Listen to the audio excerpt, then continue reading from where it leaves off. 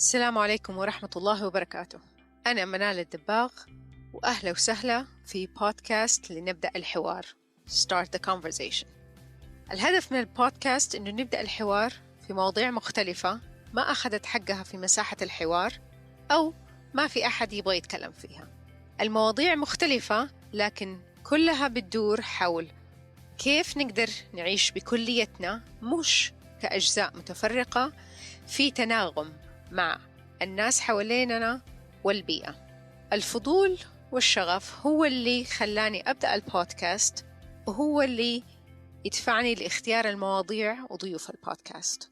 مرة تانية أهلا وسهلا، وإن شاء الله تلاقوا شيء مفيد في الحلقة.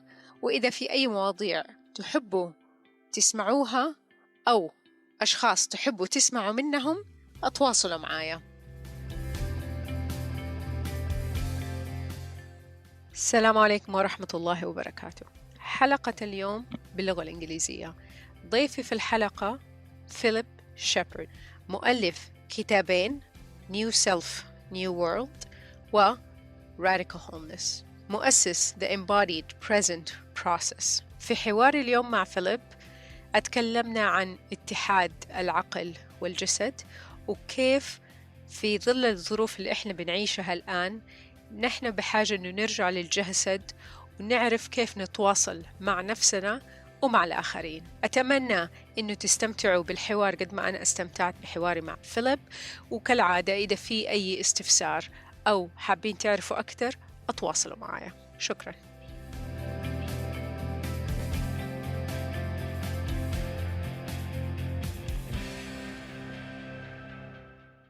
Welcome to another episode of Start the Conversation, لنبدأ الحوار. Today with me I have Philip Shepard, author of 2 books, New Self, New World and Radical Wholeness, one of my favorite books. Philip is the developer of the Embodied Present Process. He helps people reunite the thinking of the head with the intelligence, the deep present and calm intelligence of the body. Philip, welcome. It's, of course, a real pleasure to be here with you. Awesome. Well, I'd like to start with, today is March 31st, so who knows what's going to happen when this airs. What's your comments? What's your thoughts on the current situation that we have of social distancing, staying at home, business as usual is paused? Yeah, I mean, it is a great unraveling.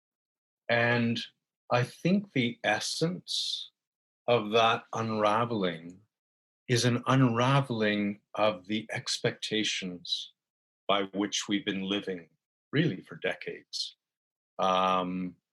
You go to the store, there are going to be bananas for you. You want to see a movie, you're going to be able to go and see the movie. You want to, sit down and watch your favorite sports team, there it is. And all of that has been taken away. And then the real question is, what are we left with?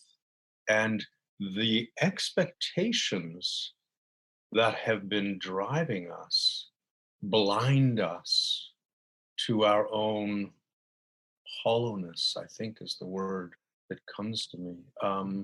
It's like we're living with this emptiness inside of us, and we can't stop, because if we stop, we have to face the emptiness. And so we keep moving and trying to fill it with distractions, with food, with all that our culture has to offer, and especially with that sense of validating our worth by what we do.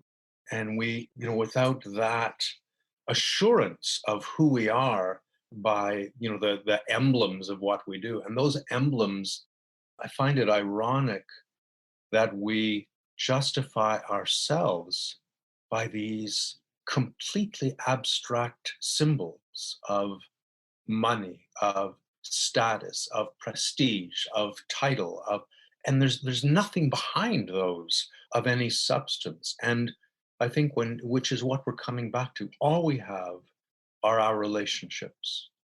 And we're used to sort of sacrificing relationships because of what we need to get done, because of what we need to achieve. And now there's this pause that has fallen over most of the earth in that regard, and how to come back to the relationships that nourish you and nourish others, and that move life forward in a harmony rather than in this disarray of consumption that has been driving our culture.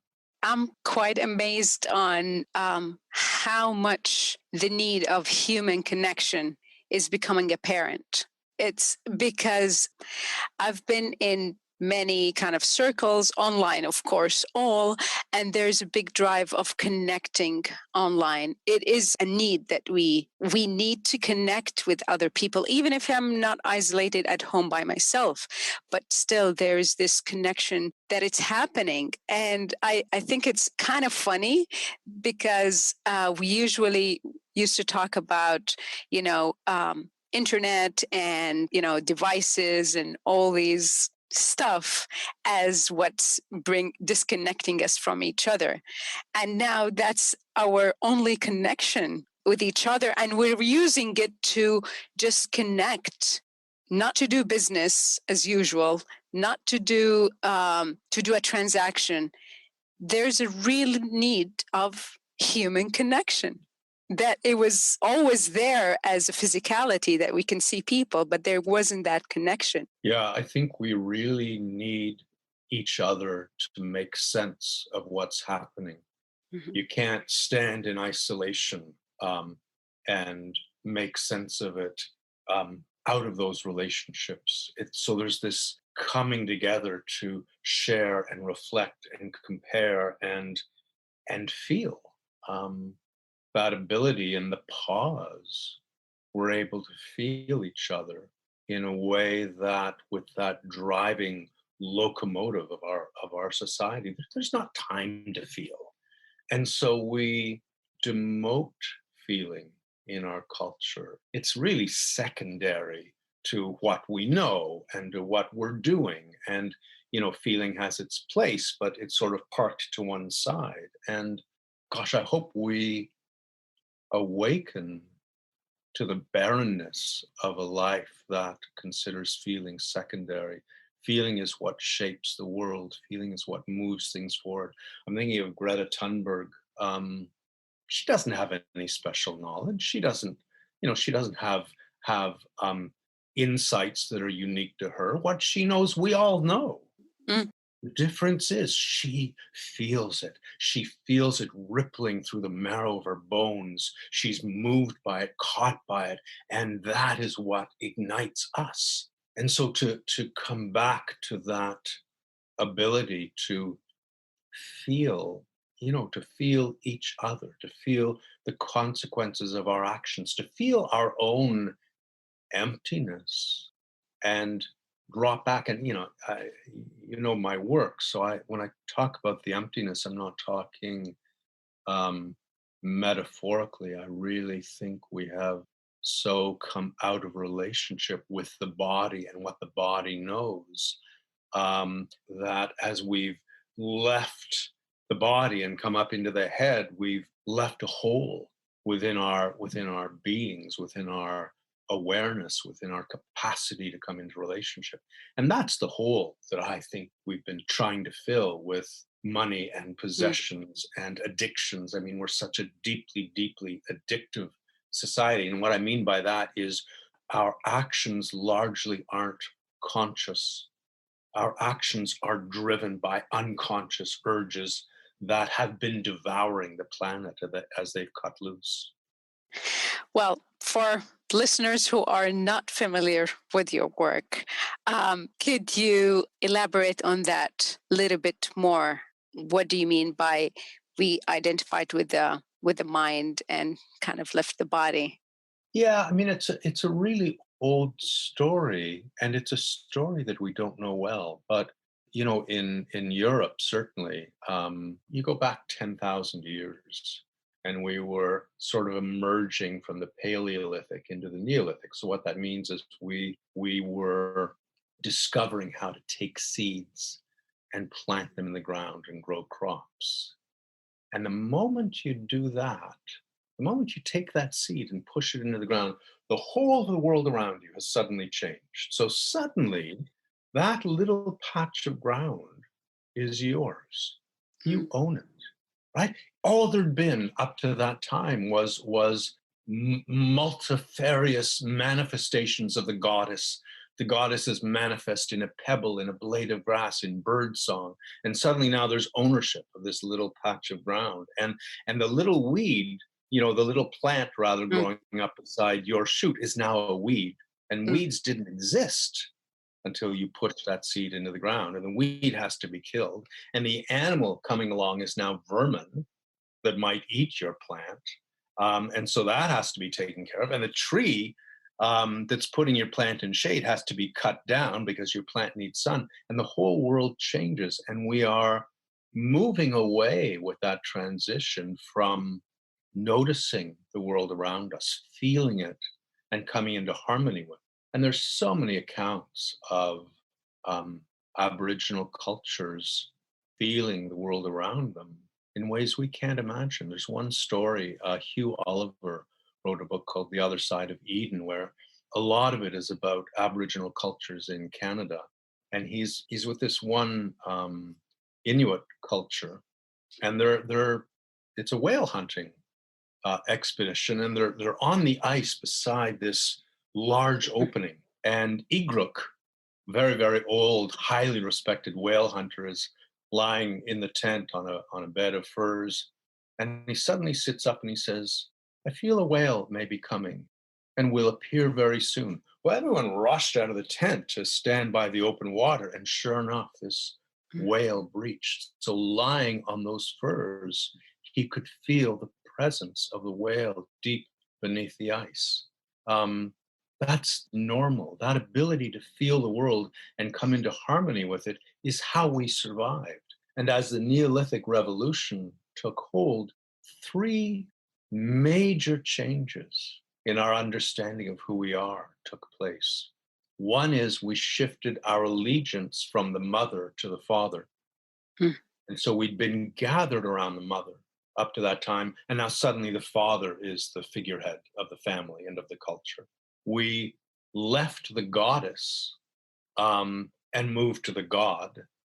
So gods became increasingly male after that time. And we left the earth and turned our attention to the sky.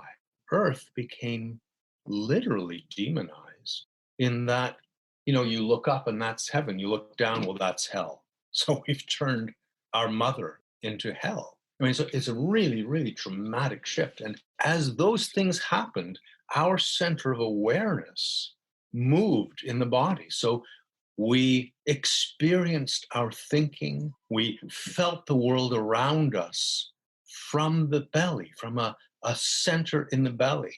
And as we increasingly took control of the world around us, that center moved up through the body. So by Homer's day, it was in the chest. And you can see that in Homer's language. He uses a word phrene, P-H-R-E-N, over and over. Phrene translates into English as mind and diaphragm. It means both. Well, that's where they experience their thinking. That's where they experience the center of their mind. And then, of course, by Plato's day, we were in our head, and we've become more and more abstract since then. And the head, I really feel, as the male center of doing. It takes charge, it supervises, it dominates.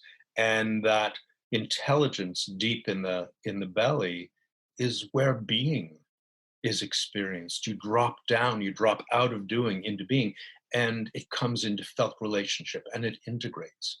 Well, they need each other. Doing and being need each other. But what's happened is we've become doers disconnected from being. We've turned our back on the female within ourselves, in that we no longer commune with that intelligence deep in the pelvic bowl, but also we've turned against the female in the world around us. Our word in English, the word material, comes from a Latin root that means mother. And our culture has taken as its modus operandus to turn the material of the world into garbage as quickly as we can. And the faster that happens, the better our GDP and the worse off the earth is. That's not a very succinct. Oh, so many thoughts and questions come to my head. But one of the things that I found really profound after reading and listening twice to Radical Wholeness is that it's not demonizing the mind, because you kind of be doing the same thing. It's bringing both into wholeness, and that's the radical wholeness, and using the intelligence of the mind along with the intelligence of the body, because essentially we're one, we're not kind of dissected into two things. And it's interestingly enough now with this whole, even before this situation happened, I'm hearing, and maybe I'm hearing it because I was resonating with it, and I've had, my resolution for 2020 to be a year of being instead of doing. So maybe that's why I was hearing it within other people as well. But even with now, because the doing has stopped, there's a yearning for that being. And I love how you talk about it as a whole radical intelligence and wholeness in being one. We're not one or the other. Yeah, I agree. I see hopeful signs of a desire to return. Then what we face is the difficulty of an addict trying to overcome their addiction, because we are addicted to the supervisory role of that brain in the head taking over the body and telling it what it should do, what's best for it, how to do it. That abstract thinking, all we know in our culture pretty much is top-down implementation. You can decide, I should go for a walk outside every day because it's good for me. And so you make yourself do that. And it's wonderful. Go for a walk, enjoy it. But we're still caught in, suddenly the walk is something you have to do. It's not an occasion for being, for allowing yourself to be surprised by allowing the body to come to rest in this place at this moment and merge with the world around you, so you feel it as yourself and yourself as it. So we face huge challenges that I think we underestimate. It's one thing to know that you should return to being, but then it's another thing to resist the inclination to say, okay, how should I do that? And take charge with your plan of what you should do and how you should do it. So my work, I don't know, it's about bringing the brain and the head into relationship with the intelligence of the body in a way that each offers gifts to the other, and the gifts are offered in humility and love. And when that happens, you see, I think the deepest wound with which we've all been inflicted is the separation of our thinking from our being. And we've been taught that systematically in school. You sit in this chair as a 5-year-old and hold yourself still and fill your head with these ideas. And, to suppress the body's energy is to suppress the body's intelligence. That there's no other way of understanding it.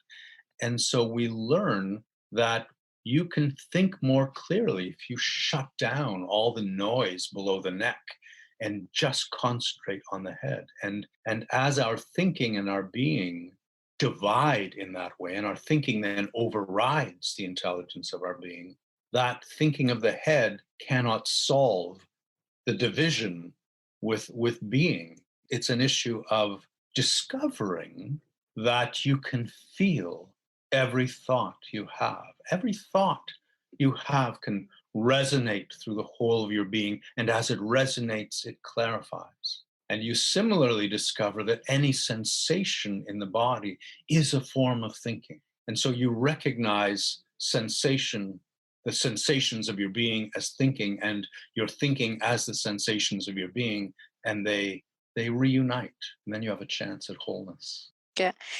One of the things that kind of stuck with me, and I don't know, I'm working on it, or I don't know if I can work on it, is being sensitive to what is. And, a lot of mindfulness practices and staying with the moment. For me, I never quite understood it very well until you explained, it's what is being, really, is being sensitive to what is around us. And correct me if I'm getting anything wrong.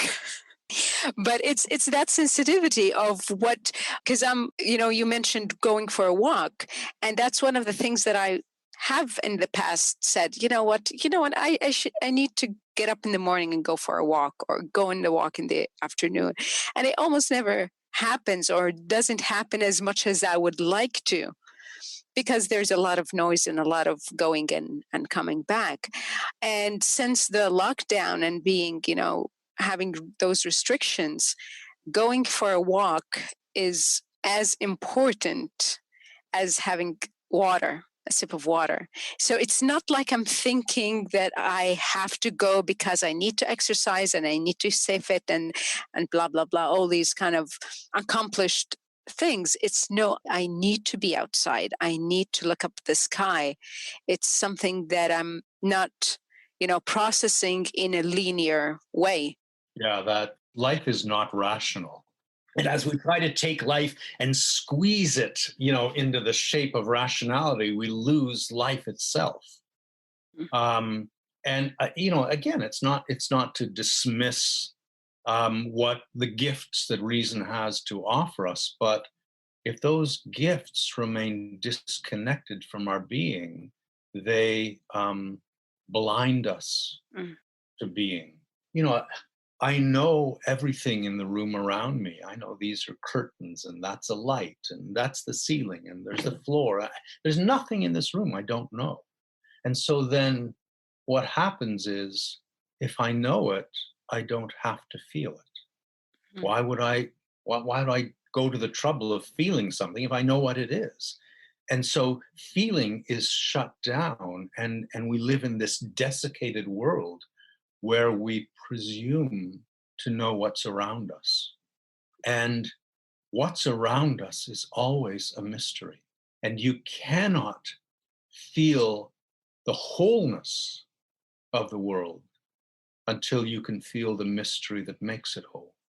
And we are blind in our culture, essentially, to wholeness. We see parts, we feel the parts of ourselves. We don't know any longer what it is to speak from our wholeness or to listen from our wholeness. We don't know what it is to feel the self as a whole. We divide, we compartmentalize the self. So I can be rational and I can think from the head, or I can feel from the heart, but it's a binary choice. It's either this or that. They don't go together in our culture. The intelligence of the legs doesn't go together with the intelligence of my belly. We're shattered individuals. And it's only as we surrender to wholeness. And I think that's an important distinction. You can't achieve wholeness because it's already there. You can't escape it. You can't diminish it. You can't get out of it. You're held in wholeness. But what we do in our cultures is we desensitize ourselves to wholeness. We barricade the flesh against that attunement, that feeling that you're talking about. And then the only way to recover your sense of wholeness is through a surrender. You're just, as you say, you're surrendering to what is. You're coming back to reality. And it's our disconnection from reality that has so imperiled the ecosystems on which we depend. And well, the question that presents itself, and I would assume if anyone is listening to this, would be the how. How do we begin to surrender to what is, to surrender to wholeness, to be sensitive to what is? I think the how requires something very unfamiliar. So, you mentioned mindfulness, and When mindfulness is practiced within our cultural paradigm, it becomes sitting in the head, noticing the breath. Sitting in the head, noticing the sounds of the world around you. Sitting in the head, noticing the touch of the floor beneath your feet. But it doesn't lead to division, it leads to sanctuary. And that confined life of the supervising head has to be softened and undone if we're to follow the how.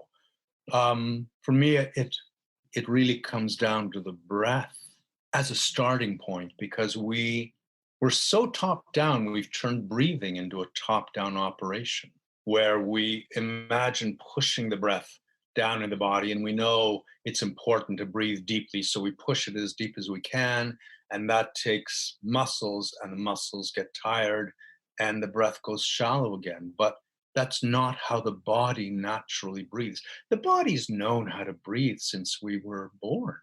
And the way the body breathes is it releases to the in-breath and it releases to the out-breath. It doesn't require supervision. It's not going to run into danger if we're not controlling it. And that release happens deep, deep in the pelvic bowl. For me, it's initiated by, at the end of the out-breath, the pelvic floor releases naturally to the in-breath, and the whole of the body is invited to. So suddenly, you're no longer overriding the body's intelligence, you're activating it. You're releasing it, you're liberating it into the attunement that it longs for. I'll tell you, Philip, I've heard about belly breathing and tummy breathing in so many different contexts, martial arts and yoga, but I never quite felt what is that until you coached me through it, and having, noticed the pelvic bowl, and just for me, the realization that it is a diaphragm, the pelvic floor, and that kind of shifted my whole breathing sort of practice. Not that I sit there and breathe that way all day long. I forget that all the time, but if I'm laying down or sitting down and just feel that release of the pelvic muscle or the diaphragm, and feeling that the breath, it's not the pushing, it's the expansion and the allowing of the air to come in, that I got a really felt sense of that. And I don't know if you could, give us some kind of a small exercise or practice or whatever you want to call it with the breath, if you feel like you'd like to do that. Yeah, I think the specific barrier when it comes to the how is that there can be no embodiment until there is a surrender to a larger intelligence. So it's only when you lose control that you can come into harmony. And harmony is what we have sacrificed in our need to assert more and more control of the world around us. As far as a practice, it would take a while to coach listeners through the sort of cultural darkness of the pelvic bowl and find that. But I'd be happy to talk through a little practice that might be like one stepping stone that they could begin their own inquiry and follow. Yeah, that would be great. And I'll add your website, of course, to the episode notes. And I know that they can, at least as far as I remember when I did that, they can get an audio of the trickle down practice. And that's quite, I found it profound when I got to do it and I was coached with you. So yeah, what I usually, when I'm talking to people about embodiment and in all my activities, is there's a tendency of complicating stuff. And when I begin, it's like, I'm not teaching ABC. I'm just giving you an idea of the A, that there is an A, because that of itself, and at least that's my experience of it. It takes a practice and it takes time. It's not a magic pill. Wouldn't be great if that would be, we could take a pill every day and be sensitive to what is. Yeah, although it would also be a little sad in a way. Yeah. Oh no, because the process is different. And you've been practicing this for how many years? Since I was a teenager, which was at least 15 years ago. Oh yeah, absolutely. Okay, so if you could give us that, 5 minutes, even maybe less. No, I'd be happy to. And I'm glad you said that about the pill. What we need, I think, what we're being called to collectively, is to forge a new way of being. Mm. And that doesn't. There's no quick fix for that. There are layers and layers of habit that need to be felt and gently integrated in order to open to the world in a new way and to undo that driving, craving emptiness that has been despoiling the planet. It's a journey without end. Absolutely. And I think it's a blessing that it's going to take a while. It's not a 2 weeks, because everyone, I think at least there was kind of this desire that this is going to be a short-term thing and then life would go on. But I think there's a blessing that it's taking a long time, that, almost every habit we have would be forced to change or shift. And I love you putting that focus on gentleness. And I have it. I don't know since when was the last time I did a coaching session. I have it on a Post-it. Ah, beautiful. And I have it on my computer, Gentleness and Beauty. These are two of the things that I hear you talk about and encourage listeners and students to be gentle and find beauty. And it's such a nice thing to do, to be gentle. I don't know why we decided as collective culture and society and the world that being gentle is weak. There's a great saying I studied classical Japanese no theater. In one of the secret treatises that was written 600 years ago, there's a great line: "It is a mistake to understand a lack of gentleness as strength." And I just love that. I think that too should be emblazoned on billboards across the world. Gentleness is the quality that brings us into felt relationship. And we have so gravitated towards known relationship, towards knowing everything in a way that lets us off the hook for feeling, that we've depleted our own living of the undercurrents of feeling that nourish us. So we're trying to nourish ourselves in ways that are inappropriate. And to come back to gentleness is to open the door to felt relationship. And there's so much nourishment there. And not just of ourselves, but of the world around us. Earlier when you were talking about, the room you're sitting in, that, we know this is a curtain, this is this, and, I know this is a tree, I know this is a butterfly. That's it. That's a full stop. Okay, this is a tree and that's about that. There is no relationship between the two. I know it and that's it. But when there is feeling of the tree, even just maybe looking at a tree and feeling how noticing what's, the leaves are green, yellow, whatever it is, then there starts a relationship with the tree, with the curtain, with what's around that. So really we can't have a relationship without feeling. And it's not, you're not just beginning a relationship with the tree and the curtain, you're beginning a relationship with yourself at the same time. Parts of you are opening and coming into relationship with other parts of you.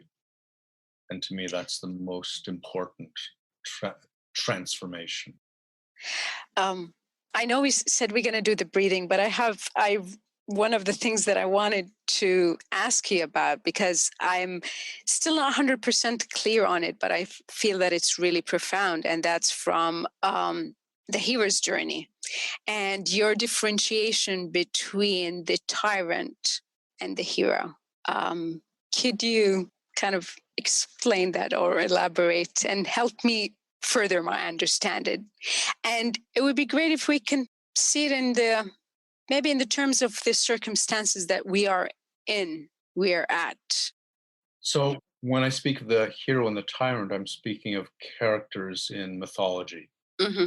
Mythology, draws what is unconscious into the light symbolically.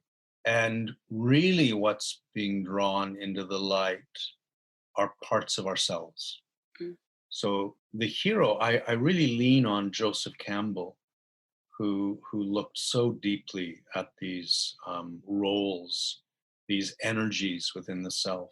And he defined the tyrant as the man of self-achieved independence.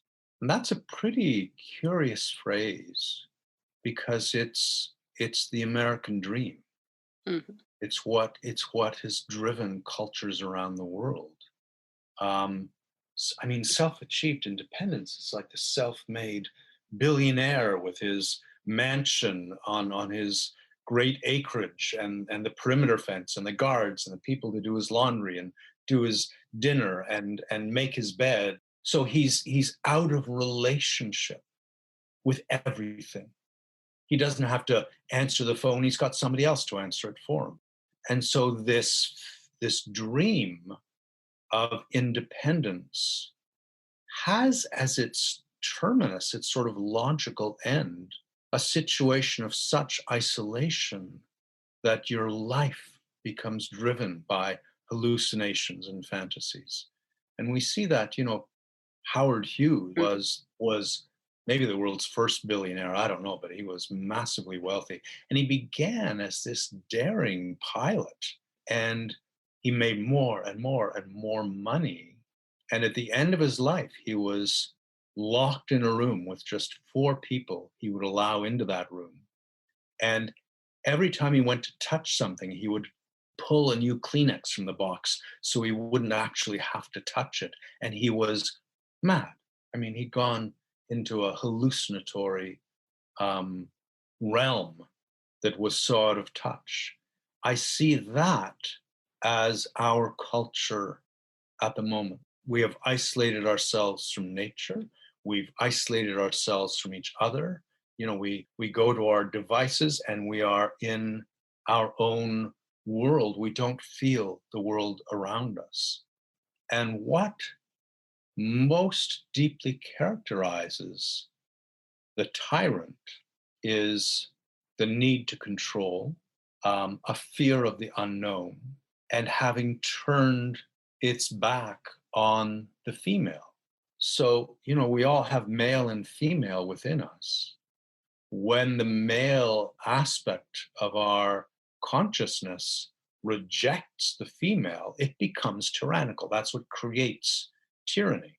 Mm-hmm. And the female is the earth. The female is the mystery. The female is the unknown that can be felt and never objectified.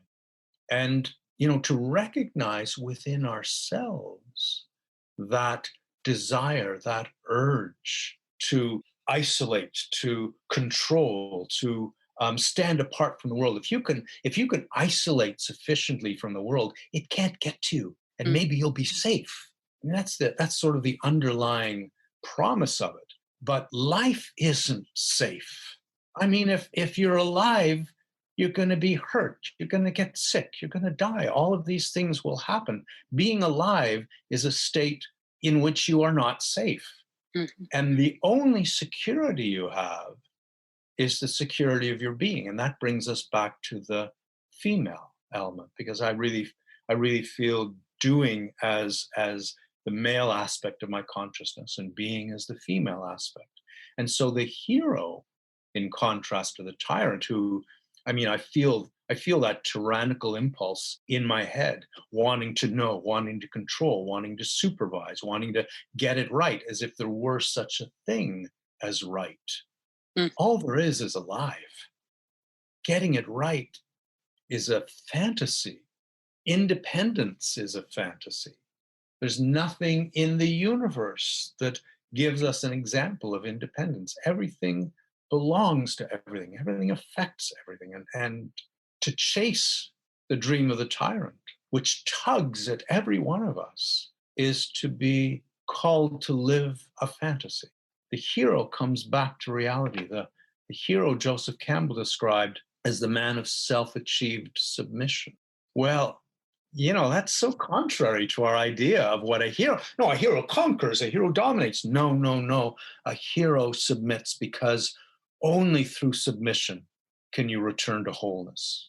Only through submission can you embrace the mystery and find guidance there. And the hero submits to wholeness, to reality, so sensitively, so acutely, that he is able to move forward in partnership, I think is what I want to say. So the hero isn't alone, even though it looks like he's alone. The hero is being called by something beyond him or herself.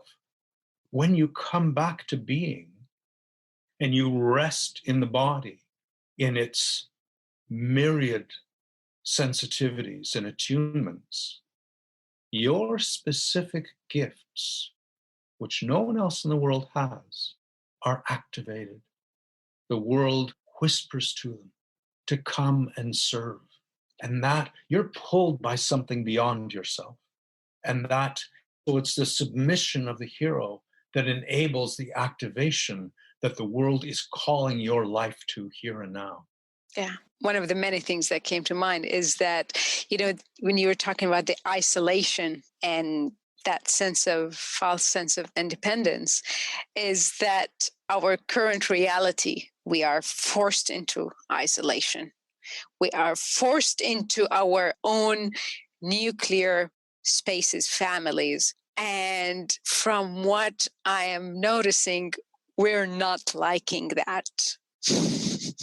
So it's like a nice, one big cynical joke is like, this is thing that you're striving for, or you think that it's so great. So how is it right now?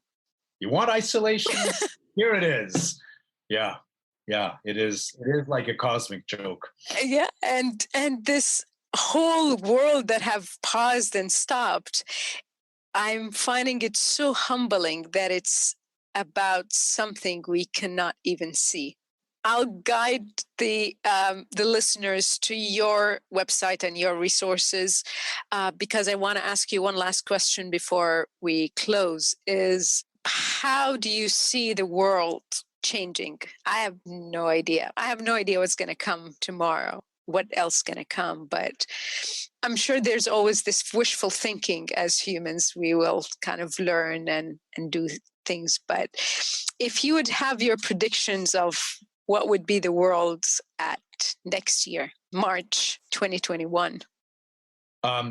If I'm called on to actually make a prediction, my prediction would be the desire to go back to business as usual, the inability to find value elsewhere will reinstate the pattern, and we'll need another crisis and another crisis to undo our belief in independence, our need to consume because we haven't faced the emptiness within us. It may sound cynical, but I don't.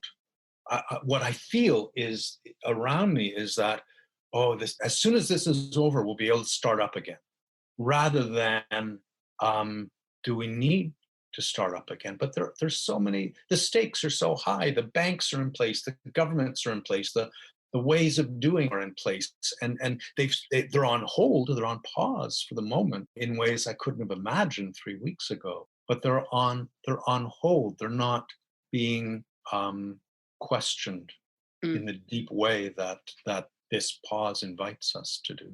I kind of partially agree, because wishing things would have change and people would wake up. But I'm also kind of cynical when it comes to the human capacity to learn from our mistakes. But also because everyday things are changing, and that's what I was saying, the longer this is taking, the more it will get, at least hopefully, a good, number of humanity to shift, at least maybe question. I think seeds are being planted Mm-hmm. that will take root and grow.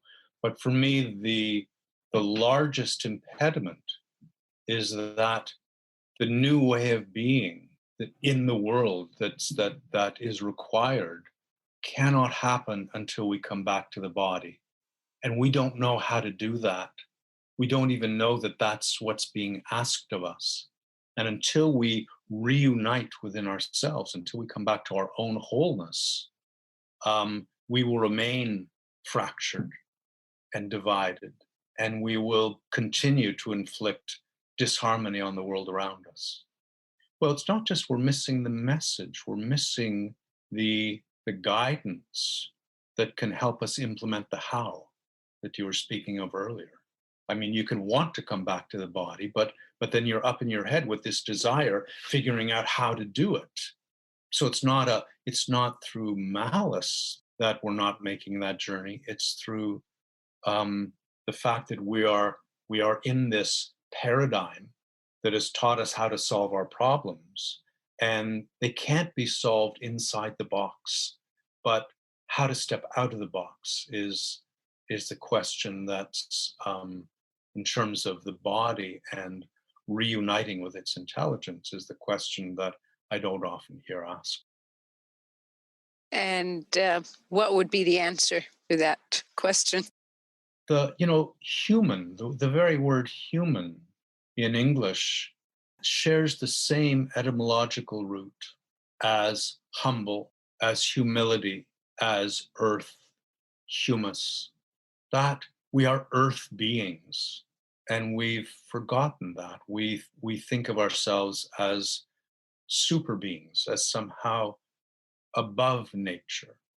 And to embrace humility as the profoundest truth of your existence, because you are held by something so much larger than your ego or your ideas or your competencies.